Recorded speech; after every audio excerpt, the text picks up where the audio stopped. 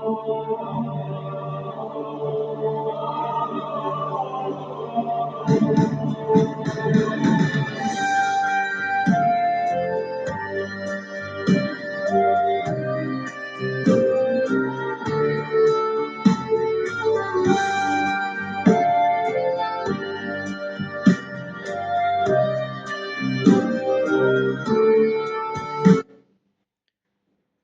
morning, everyone. Today we're going to look at how people re the reapothecation of religion. What does that mean? In context, it means that someone will reuse the original as collateral for something else, almost as if they uh, replace the original or misrepresent the original or draw the original into something they are busy with. And I don't think that it can be good for the original or the real one. So let's apply this to religion. Remember, this is a paper coin, it's a fake coin, it's a plastic coin. This is not the real deal. You can even weigh it, it weighs next to nothing. Now, imagine you have been a congregant all your life, you've been a member of a certain denomination, you've been a member of a, could even be a cult, and the only thing you know is this.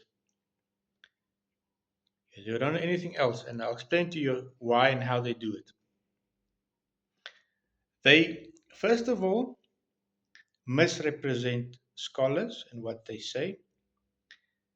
They could, for instance, quote them out of context, or they could misquote them.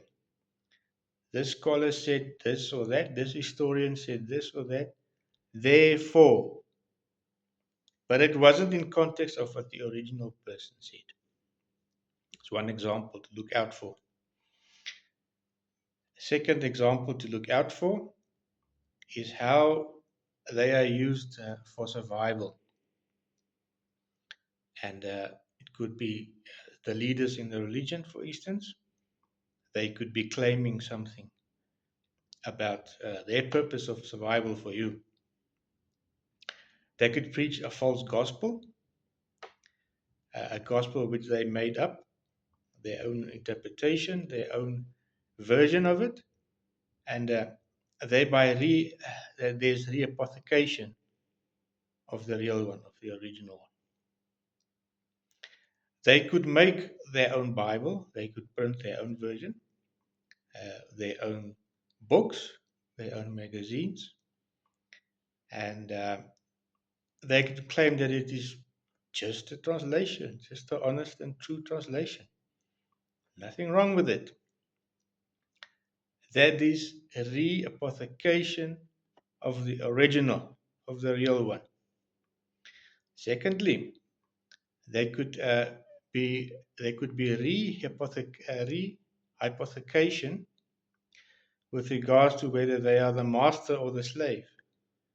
They could say that they represent the master, but not as a slave, as a master themselves.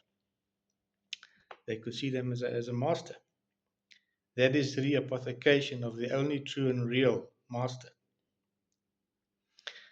They could be reapothecation of the free water coming from the throne of God, pure and free, life-giving water, as a multi-billion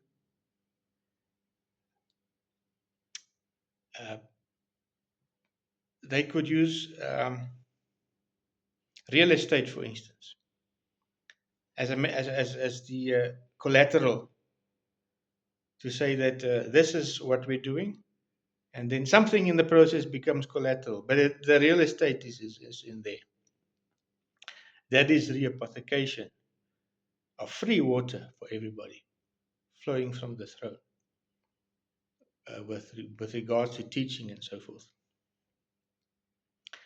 Let's continue. They could claim that they are the only true denomination. That is reapothication. They could claim that they are the lineage of the people of God, the only lineage, only them.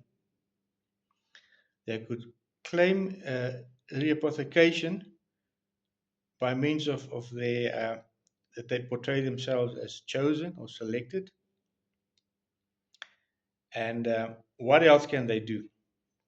They could claim that they're not fallible, they're not inspired. Yet they will be in pursuit of those and they will punish those who refuse to accept their belief and their version. Thank you very much.